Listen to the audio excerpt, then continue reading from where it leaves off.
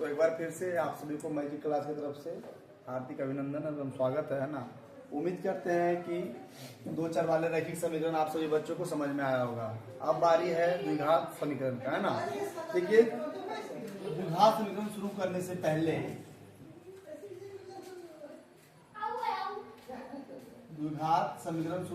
पहले आपको कुछ चीजों की जानकारी होना बहुत जरूरी है।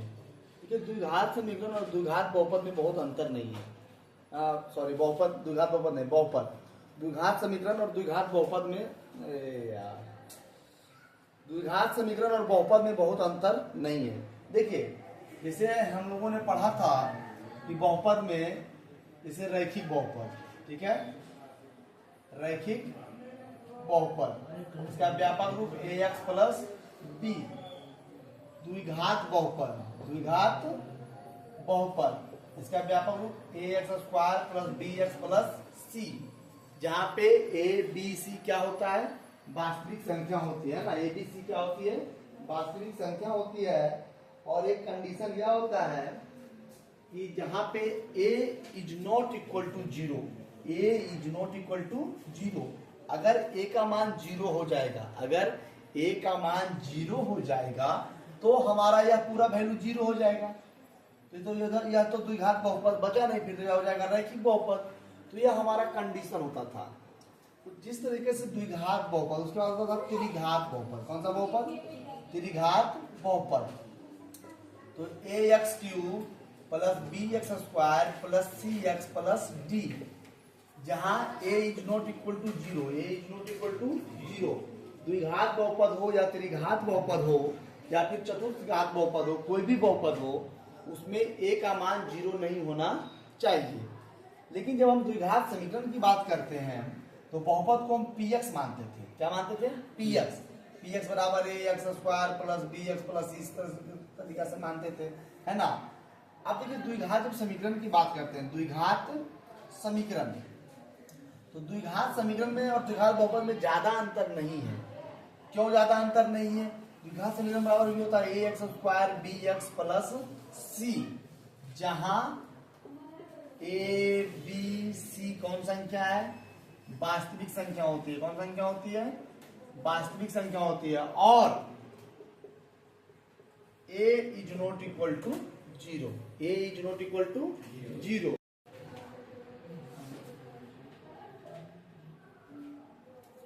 है ना।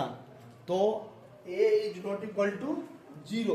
अब एक बात ध्यान दीजिएगा, आपसे कोई पूछेगा कि बताइए 4x cube plus 5x plus 6 क्या यह द्विघात समीकरण है। देखिए बाबू, यहाँ पे 4x क्यूब है, 4x क्यूब है, यहाँ पे 4x क्यूब है, तो या दो घात है या तीन घात है, तीन घात है, या द्विघात समीकरण कैसे हो सकता है, या तो त्रिघात हो जाएगा, है ना। तो हमें द्विघात समीकरण के लिए ax square plus bx plus c बराबर जीरो आना चाहिए। ax square plus b plus c बराबर जीरो। और कंडीशन यह होना चाहिए कि यह a का मान जीरो नहीं होना चाहिए। तो जो सबसे पहला जो चैप्टर है, जिस चैप्टर का नाम 4.1 है, जो सबसे पहला चैप्टर है, जिस चैप्टर का नाम 4.1 है, उस चैप्टर में कह रहा है कि जांच कीजिए कि क्या करना है, जांच कीजिए कि निम्न समीकरण, निम्न द्विघात समीकरण है। निम्न क्या है, द्विघात समीकरण है। तो हमें चेक करना है कि यह जो सारे क्वेश्चन है, यह सारे क्वेश्चन में से, इन सारे क्वेश्चनों में से कौन द्विघात समीकरण है और कौन द्विघात समीकरण नहीं है। हमें चेक करना होगा कि कौन द्विघात समीकरण है और कौन द्विघात समीकरण नहीं है। तो पहला जो क्वेश्चन है, x प्लस 1 का होल स्क्वायर, ध्यान देना जी, x प्लस 1 का होल स्क्वायर बराबर 2 into x minus 3, 2 into x minus 3, ध्यान दो। अब देखो, इसको हम तोड़ते हैं, a प्लस बी का whole square, a square plus B square plus 2ab, और जब टूटेगा तो 2x minus 6, 2x minus 6।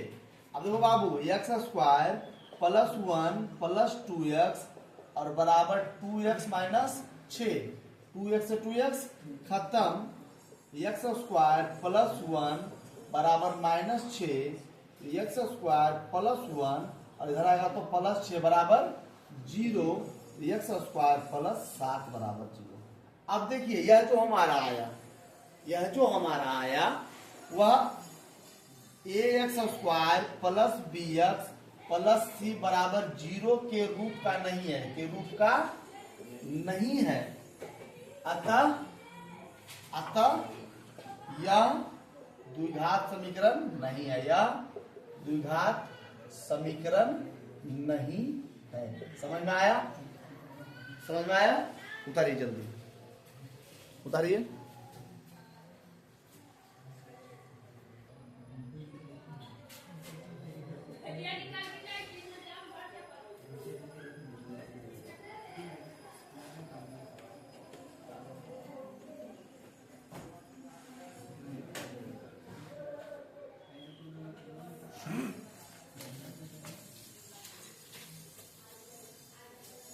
Question number second क्या कह रहा है? क्वेश्चन नंबर सेकेंड कह रहा है, क्वेश्चन नंबर कह रहा है एक्स स्क्वायर माइनस 2x बराबर माइनस 2 इंटू 3 माइनस एक्स। ठीक है, देखो ये ध्यान देना, एक्स स्क्वायर माइनस 2x और जब गुना हो जाएगा कितना हो जाएगा? माइनस 6। कितना होगा? माइनस 6। और यह जब गुना होगा तो माइनस माइनस प्लस 2x। अब देखो जी ध्यान से, एक्स स्क्वायर माइनस 2x जो भी इधर है सबको इधर लाओ, तो माइनस 2x और प्लस 6 बराबर 0, x square minus 4x plus 6 बराबर 0। यहाँ पे देखना ध्यान से, चूंकि यह A X square plus B X plus C बराबर 0 के रूप का है, अतः यह एक द्विघात समीकरण है। समझ में आया? कोई दिक्कत है? कहाँ पे दिक्कत है बाबू? यहाँ पे इधर तो कुछ करना नहीं है, लिख दिए, इसे गुना किए 3 दूना 6 plus minus minus minus minus plus 2 गुना एक्स 2x, बाकी सबको इधर उठा के चला है। इधर प्लस में 2x था, इधर आया तो माइनस 2x, इधर में माइनस 2, इधर आया तो प्लस 2, माइनस 2 और माइनस 2 माइनस 4। देखो फिर, अब देखो ध्यान से, इसके आगे कुछ नहीं तो कितना 1 है ना जी, A X square plus B X, B के जगह पे कितना है? 4 है और सी के जगह पे 6 है। तो यह जो है समीकरण A X square plus B X plus C के रूप का है, तो यह द्विघात समीकरण है। उतारो जल्दी, उतारना है, जल्दी करो, लेट नहीं तुम, फटाफट। चलो जी, यहाँ समझ में आ रहा है चीज? ए अंशु समझ आ, देखो यहाँ पे एक्स लिए ना बाबू, ये पूरा एक्स प्लस 1 ले लिए, फिर माइनस 2 लिए, फिर एक्स प्लस 1 ले लिए, इसी प्रकार इसमें भी एक्स लेंगे। इधर क्या लेंगे? एक्स प्लस 3, फिर लेंगे माइनस 1, फिर ले लेंगे एक्स प्लस 3। ठीक है, अब देखो जब गुना होगा तो एक्स स्क्वायर प्लस एक्स, कोई दिक्कत? यह जब गुना होगा तो माइनस 2x और माइनस 2, ये जब गुना होगा तो एक्स स्क्वायर प्लस 3x, ये गुना होगा तो माइनस x और माइनस 3। देखो बाबू, एक्स स्क्वायर से एक्स स्क्वायर खत्म, जब एक्स स्क्वायर खत्म हो गया तो यह द्विघात समीकरण तो नहीं होगा। चलो इसको जोड़ते हैं, x में से 2x गया तो माइनस x माइनस 2, और यह जुटेगा तो 2x और माइनस 3, सबको इधर लाइए, माइनस x माइनस 2 इधर आएगा तो माइनस 2x और प्लस 3 बराबर 0। यह जब जुटेगा तो माइनस 3x, यह जुटेगा तो प्लस 1 बराबर 0। चूंकि यह A X square plus B X plus C बराबर 0 के रूप का नहीं है, जब नहीं है बाबू तो अतः यह एक द्विघात समीकरण नहीं है, यह एक द्विघात समीकरण नहीं है। चलिए उतारिए जल्दी।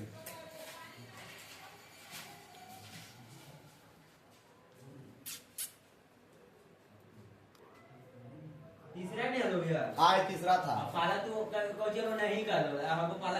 अरे बोले पाला को है ये हाँ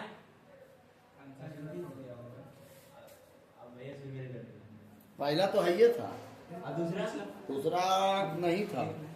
दूसरा तो है। दूसरा क्या था ये, है ना? तुम्हारा कॉपी में देख लो ना, हमको याद है क्या है नहीं। अच्छा ठीक है, चौथा बना रहे हैं, चौथा मिलाओ। नहीं है अरे हम बना रहे हैं ना चौथा। X minus 3 2x plus 1 into x plus 5, ठीक है। चौथा मिलाओ ना, ठीक है बाबू। पहला मत मिलाओ, अब चौथा मिलाओ।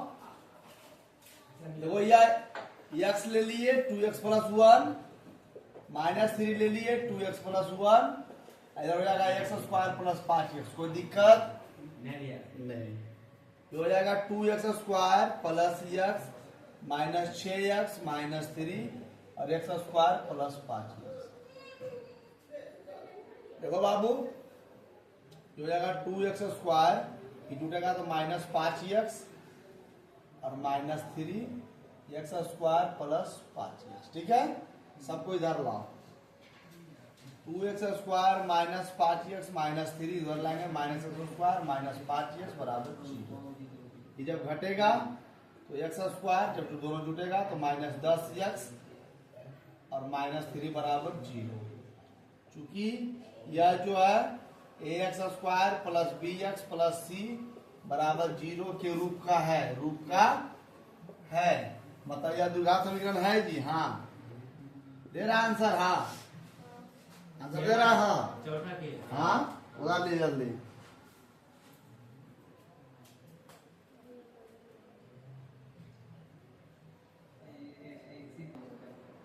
देखिए क्वेश्चन नंबर 5, क्वेश्चन नंबर 5 पर फोकस करते हैं। हम लोगों को बस इसमें यही चेक करना है कि कौन द्विघात समीकरण है, कौन द्विघात समीकरण नहीं है। क्वेश्चन नंबर जो 5 है,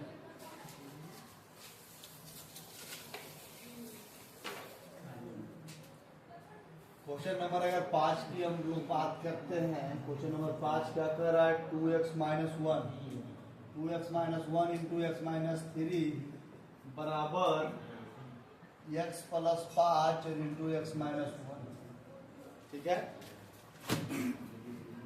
देखो जी ध्यान से, 2x कॉमन लिए x माइनस 3 माइनस 1 कॉमन लिए x minus 3 plus x common लिए x माइनस 1 प्लस 5 कॉमन लिए x माइनस 1। समझने में कोई दिक्कत है? हाँ कैसे कैसे करते समझ में आता है ना। ये बोल लेते हैं फिर पूरा, फिर ये बोल लेते हैं फिर पूरा, है ना। कब तुम लोग पढ़ी होगी, ऐसे पढ़ी होगी। ए प्लस बी का जो होल स्क्वायर होता है ना जी, इसको ऐसे लिखते हैं प्लस बी और इंटू ए प्लस बी। एक ठो ए पूरा ए प्लस बी, फिर प्लस बी अब पूरा ए प्लस बी। समझ में आ रहा है? ऐसे बनाई थी ना। अब देखो जब गुना होगा 2x स्क्वायर गुना होगा माइनस 6x, गुना होगा माइनस x, फिर गुना होगा प्लस 3 x से x स्क्वायर माइनस x गुना होगा तो प्लस 5x गुना होगा तो माइनस 5। अब ध्यान देना, 2x square minus 7x plus 3 x square जब जुटेगा तो प्लस 4x माइनस 5। सबको इधर लाओ। 2x square minus 7x plus 3 सबको इधर लाओ। Minus x square minus 4x plus 5 बराबर 0। प्लस में x माइनस में x प्लस 4 इधर आया माइनस 4 माइनस 5 इधर आया तो प्लस 4। अब देखो 2x स्क्वायर में से x स्क्वायर घटा तो x स्क्वायर, माइनस 7 और माइनस 4 जुटेगा तो माइनस 11। दोनों का काम हो गया। प्लस 3 और प्लस 4 8 बराबर 0। चूंकि यह ax square plus bx plus c बराबर 0 के रूप का है, रूप का है, मतलब यह द्विघात समीकरण है। हाँ द्विघात समीकरण है ना जी। हाँ यह द्विघात समीकरण है। उतारे जल्दी जल्दी कीजिएगा, यह द्विघात समीकरण है।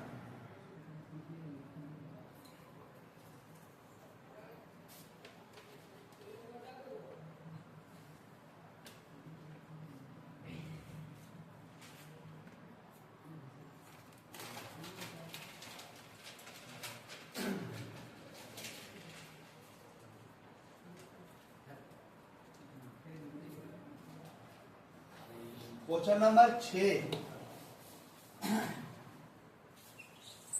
क्वेश्चन नंबर 6, क्वेश्चन नंबर 6 कह रहा है x square plus 3x plus 1 बराबर x माइनस 2 का whole square.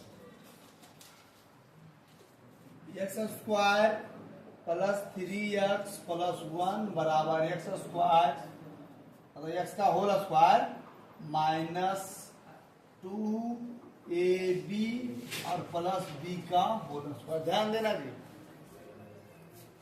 X square plus 3x plus 1 बराबर X square minus 4x plus 4। X square से एक्स स्क्वायर खत्म, 3x प्लस 1 बराबर माइनस 4x प्लस 4। इसको इधर लाओ, 3x plus 4x plus 1 minus 4 बराबर 0 हो जाएगा 7x माइनस 3 बराबर 0, चूंकि यह ax square plus bx plus c बराबर 0 के रूप का नहीं है, अतः यह द्विघात समीकरण नहीं है। द्विघात समीकरण आंसर दे रहा है। क्वेश्चन नंबर 7 देखिएगा, क्वेश्चन नंबर 7, x प्लस 2 का होल क्यूब और 2 इंटू एक्स स्क्वायर माइनस 1। ध्यान देना, x प्लस 2 का होल क्यूब इसका सूत्र होता है a क्यूब मतलब x का whole cube a cube plus b cube plus 3a square b plus 3ab square, यह सूत्र होता है। अगर इसको गुना करेंगे तो जाएगा 2x क्यूब माइनस 2। अब जब यह जब टूटेगा x क्यूब प्लस 2 दूनी 4 दूना 8 प्लस हो जाएगा 3 दूना 6 और x का स्क्वायर x स्क्वायर प्लस 2 दूना 4 4 तिया 12x बराबर 2x क्यूब माइनस 2। ध्यान दो जी, अब देखो यह x क्यूब सरिया के लिखते हैं plus 6x square plus 12x plus 8 और बाकी इधर लाओ माइनस 2x क्यूब और प्लस 2 बराबर 0। अब देखो यहाँ पे x क्यूब में से माइनस 2x क्यूब जाएगा तो माइनस x क्यूब और plus 6x square plus 12x और 8 जोड़ 2 कितना हो गया 10 बराबर 0। यहाँ पे देखो शुरू में आ गया ax क्यूब, यह द्विघात समीकरण नहीं हो जाएगा, यह हो जाएगा त्रिघात समीकरण। कौन समीकरण यहाँ पर लिखिएगा, वही लिख देना है। क्या लिखना है, चूंकि यह ax square plus bx plus c बराबर 0 के रूप का नहीं है, मतलब कि द्विघात समीकरण नहीं है। आप लिखिएगा द्विघात समीकरण नहीं है ना। जल्दी उतारिए, उतारिए जल्दी।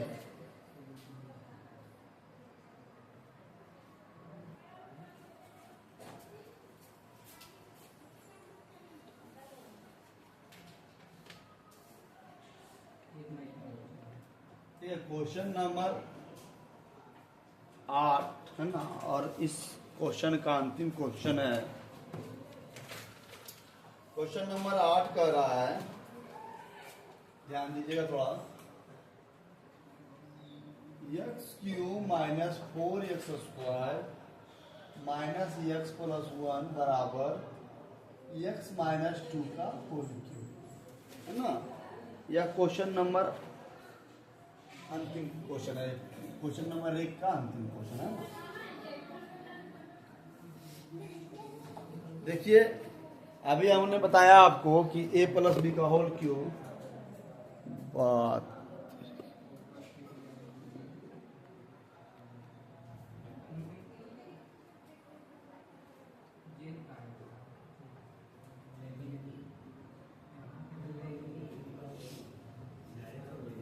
देखिएगा ध्यान से, तो बाबू X cube minus 4x square minus X plus 1 इधर है ए माइनस बी का होल क्यूब, इसका फॉर्मूला होता है A cube minus B cube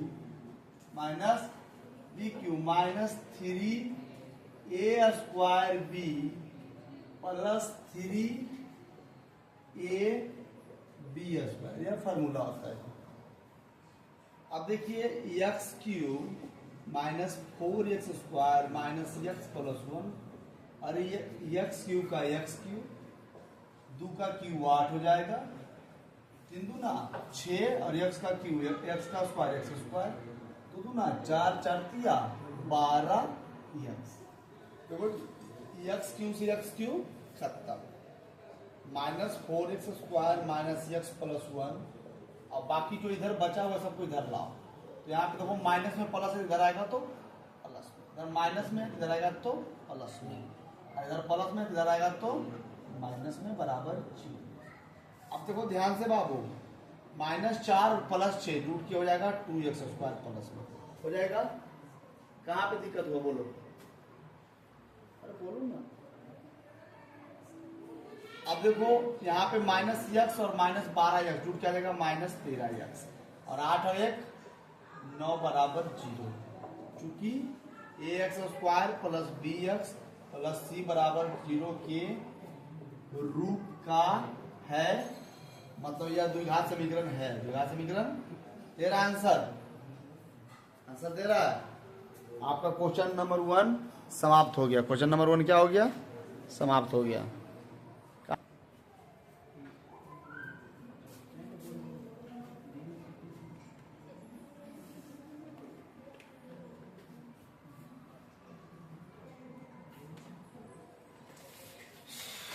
देखिए क्वेश्चन नंबर 2 का क्या कहना है, कुछ स्थिति दिया हुआ है, कंडीशन दिया हुआ है, उसको आपको हल नहीं करना है, उसको हल नहीं करना है, सिर्फ उसको द्विघात समीकरण के रूप में लिख देना है। अब देखिए अगर हम लोग द्विघात समीकरण के रूप में जब लिख देंगे, तो अगर हमारे पास नॉलेज है द्विघात समीकरण गुणनखंड तोड़ने का, अगर नॉलेज है उसको तोड़ भी लेंगे, है ना। तो क्वेश्चन नंबर 2 का पहला क्या कह रहा है, कह रहा है कि एक आयताकार क्षेत्रफल है। आयताकार क्षेत्रफल मतलब इस प्रकार से, है ना, एक आयताकार क्षेत्रफल है जिसका लंबाई चौड़ाई के दुगना से अधिक है। दुगना से एक अधिक है, सुनो, चौड़ाई लंबाई जो है चौड़ाई के दुगना से एक अधिक है। मतलब कि अगर चौड़ाई 5 है तो लंबाई 10 से एक ज्यादा, मतलब 11 हो जाएगा। क्वेश्चन कह रहा है कि एक आयताकार भूखंड का क्षेत्रफल इतना है, यदि क्षेत्र की लंबाई चौड़ाई के दुगने से एक अधिक है तो लंबाई एवं चौड़ाई ज्ञात करें। क्वेश्चन कह रहा है जो लंबाई है वह चौड़ाई के दुगना से कितना ज्यादा है, 1 ज्यादा है। मतलब अगर चौड़ाई, सुनो बाबू, अगर चौड़ाई 5 है तो लंबा हो जाएगा 5 गुना 10 और 1 11, कितना हो जाएगा। तो सबसे पहला नंबर इसमें क्या करना पड़ेगा कि माना कि आयताकार भूखंड की चौड़ाई हम मानते हैं बाबू। अगर चौड़ाई को मान लेंगे x, अगर चौड़ाई को मान लेंगे x, तो आयताकार भूखंड की लंबाई क्या हो जाएगी, लंबाई क्या हो जाएगी, लंबाई कह रहा है चौड़ाई के दुगना, तो x है तो 2x, दुगना हो गया 2x, और कितना ज्यादा है, कितना ज्यादा है जी, समझ में आया, है समझ में। अब इसे ध्यान देना है, अकॉर्डिंग टू क्वेश्चन आयताकार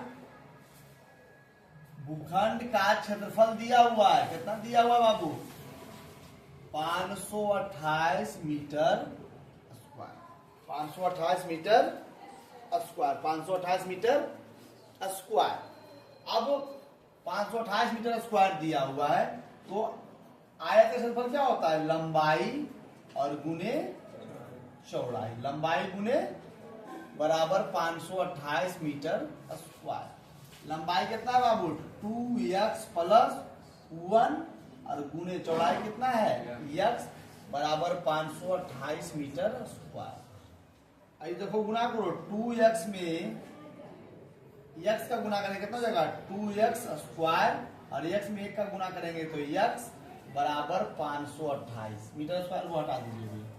अब देखो 2x स्क्वायर प्लस x, और इसको इधर ना उठा के 528 बराबर 0, यह हमारा आ गया द्विघात समीकरण। अब इसको यहाँ पे नहीं तोड़ेंगे, जितने भी वीडियो देख रहे हैं सब बच्चे ध्यान दीजिएगा, इसको यहाँ पे नहीं तोड़ेंगे। क्यों? क्योंकि एक्सरसाइज 4.2 में कहा है इसको तोड़ने के लिए, इसको हम एक्सरसाइज 4.2 में तोड़ेंगे। उतरिए जल्दी, इसको एक्सरसाइज 4.2 में हम लोग तोड़ेंगे। अगर चौड़ाई x हो है तो लंबाई कितना हो जाएगा 2x प्लस 1। जल्दी कीजिएगा।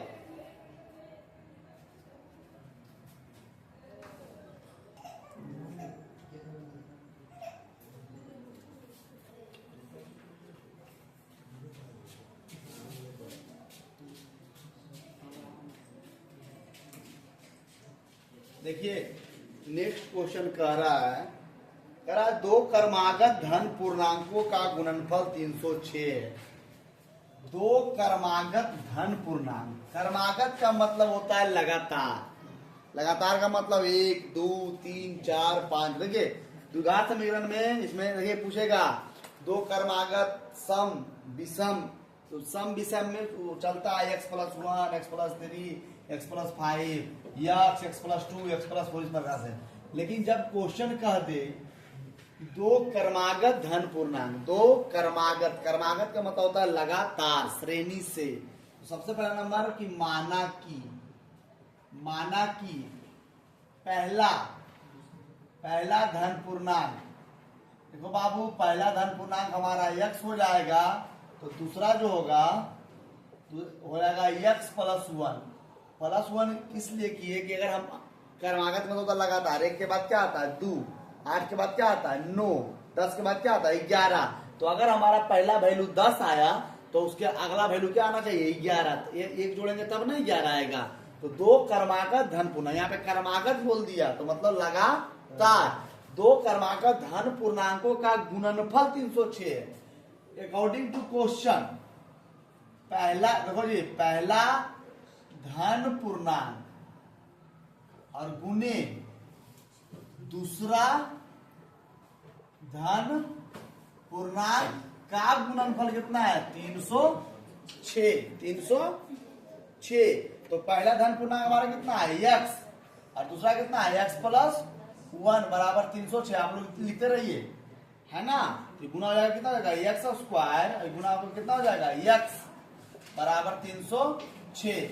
इधर आएगा तो x square plus x minus 306 बराबर 0 आ गया। द्विघात समीकरण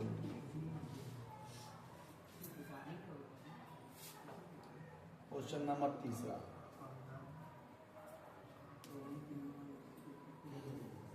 क्वेश्चन नंबर तीसरा कह रहा है कि रोहन की माँ उससे 26 वर्ष बड़ी है। नहीं जी,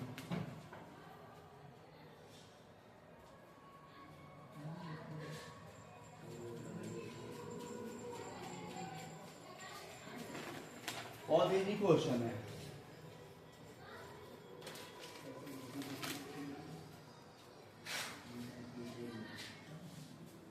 देखिए अगला जो क्वेश्चन है ध्यान दीजिएगा, उम्र वाला आ गया है ना, जिस तरीके से हम पढ़ाए थे आफ्ताब का पिता जैकब बहुपद में पढ़ाए थे जी, नहीं 2-4 रेखी से पढ़ाए थे। देखिएगा क्वेश्चन कह रहा है, क्वेश्चन नंबर 3 कह रहा ना कि रोहन की माँ उससे 26 वर्ष बड़ा है। रोहन की माँ रोहन से 26 वर्ष बड़ा है। कहने का मतलब हुआ कि अगर तुम्हारा साल अभी 2 साल है तो तुम्हारी माँ का अगर तुमसे 26 साल बड़ी है तो मतलब 28 साल होगा। तो रोहन का उम्र नहीं दिया हुआ है, रोहन का उम्र नहीं दिया। तो अगर रोहन का उम्र मानेंगे x, उसकी माँ का उम्र मानेंगे x प्लस 26, x प्लस, अगर तुमसे कोई 5 साल बड़ा है तो अगर तुम्हारा उम्र 10 साल है तो तुम उससे जो बड़ा होगा उसका उम्र कितना हो जाएगा 10 प्लस 5 बराबर 15। यहाँ पे मानना पड़ेगा, माना कि क्या मानेंगे, रोहन का वर्तमान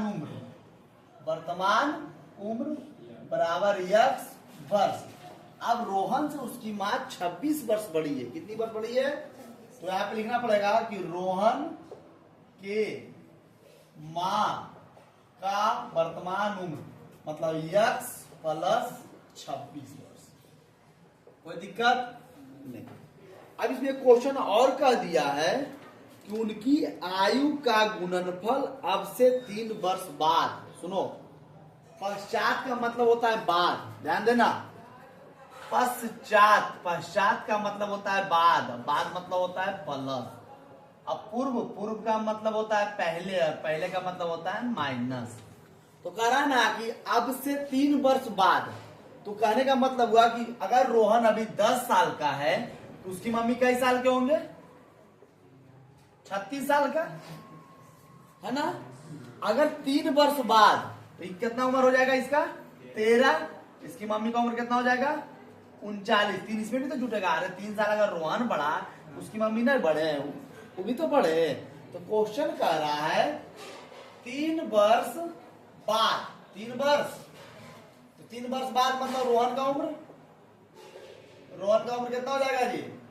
एक्स प्लस 3, एक्स प्लस उसकी माँ का उम्र, रोहन के माँ का उम्र, रोहन का माँ का उम्र कितना है? एक्स प्लस 26 और उनमें से 3 जोड़ देंगे, समझने में कोई दिक्कत?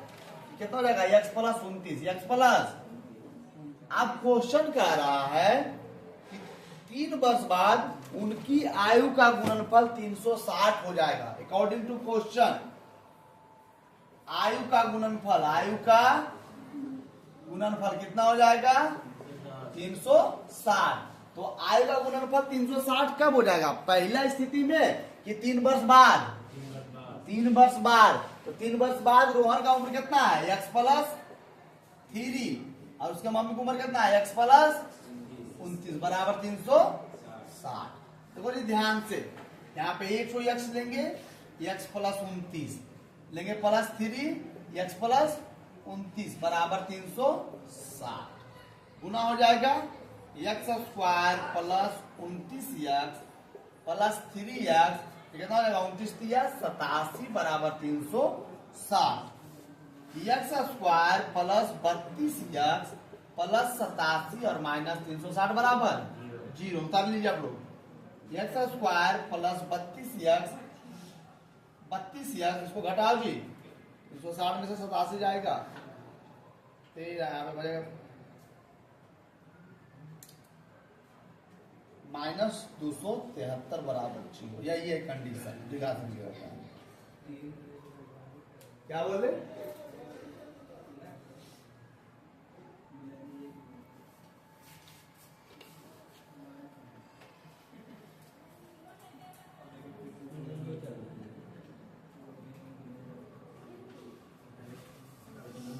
देखिए 4.1 का अंतिम क्वेश्चन है, थोड़ा इसको ध्यान से समझिएगा। एक रेलगाड़ी है बाबू, एक रेलगाड़ी है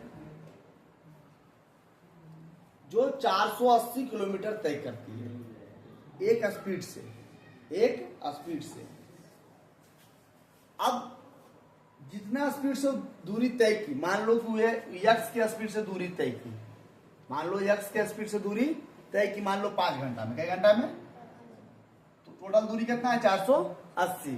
क्वेश्चन का एक रेलगाड़ी है जो एक समान चाल से दूरी को तय करती है।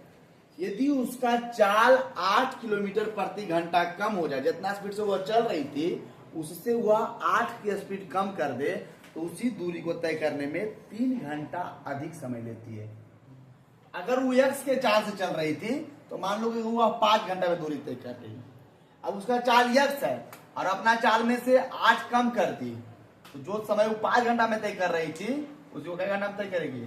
8 घंटा। 3 घंटा ज्यादा समय लेती है। क्या घंटा? 3 घंटा। तो सबसे पहली बात, इसको समझने के लिए आपको समझना पड़ेगा, सबसे पहले माना की रेल गाड़ी, माना कि रेलगाड़ी की चाल बराबर x किलोमीटर प्रति घंटा। ठीक है? तो ये बाबू x किलोमीटर प्रति घंटा। तो कुल दूरी कितना था? कुल दूरी बराबर 480 किलोमीटर, 480 किलो।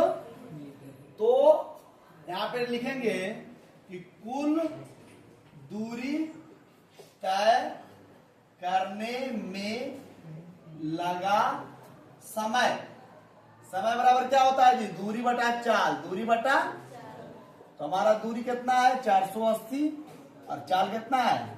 यक्स। ठीक है। अब रेलगाड़ी की चाल जब 8 किलोमीटर कम हो जाती है, 8 किलोमीटर, तो पुनः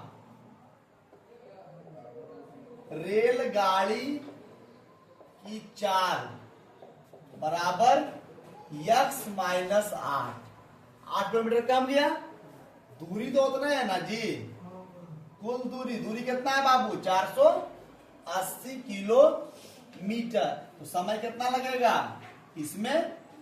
480 और बटा यक्स माइनस 8। समझ में आया? नहीं समझ में आया?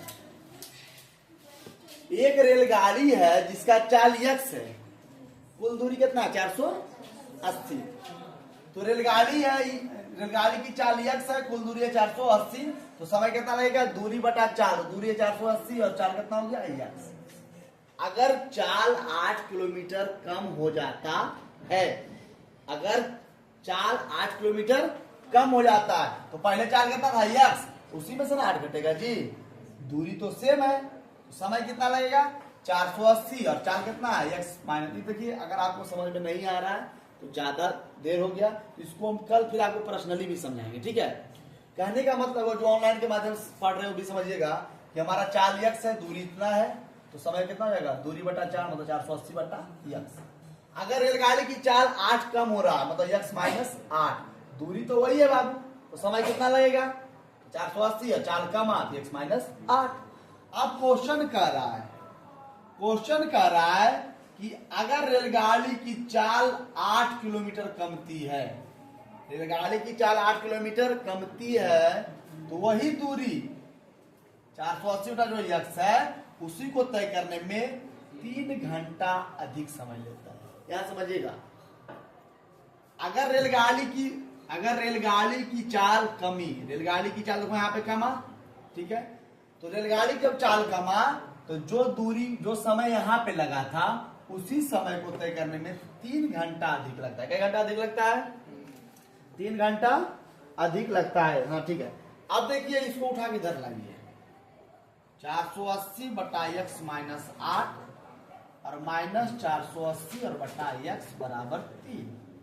यहां से यक्स माइनस 8 और into x common, x minus 8 into LCM, x minus 8 से यक्स माइनस 8 खत्म, 480 इंटू यक्स, 480 इंटू यक्स, और ये यक्स से यक्स खत्म, माइनस 480 और ये उधर जगह यहाँ पे यक्स माइनस 8 बराबर 3, बराबर 3। ध्यान दीजिएगा, पहले उतारो इतना कर दे।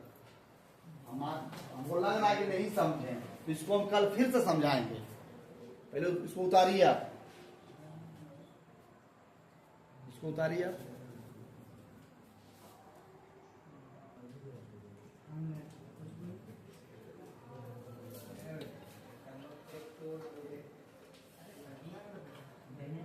देखना गौर से, है ना, थोड़ा गौर फरमाइएगा इधर।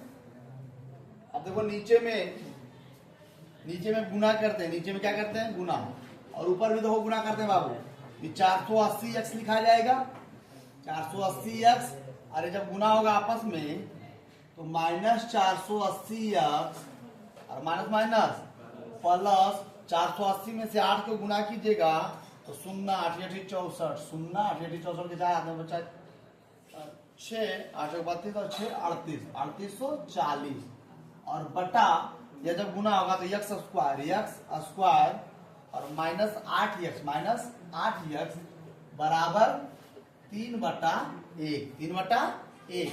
अब देखो 480 से 480 खत्म, अब सीधा तिरछी गुना करते हैं तो हो जाएगा कितना? 3x स्क्वायर माइनस 8 24x बराबर 3800, 40 बराबर 3840। अब इसको इधर लाइए, 3x² माइनस 24x माइनस 3840 बराबर 0। 3 कॉमन ले लीजिए, x² माइनस 8x, इससे जब 3 कॉमन लीजिएगा तो 12 तिया 36 और 1280 बराबर 0। 3 को इधर भेज दीजिए 0 में, चूंकि x² माइनस 8x माइनस 1280 बराबर 0।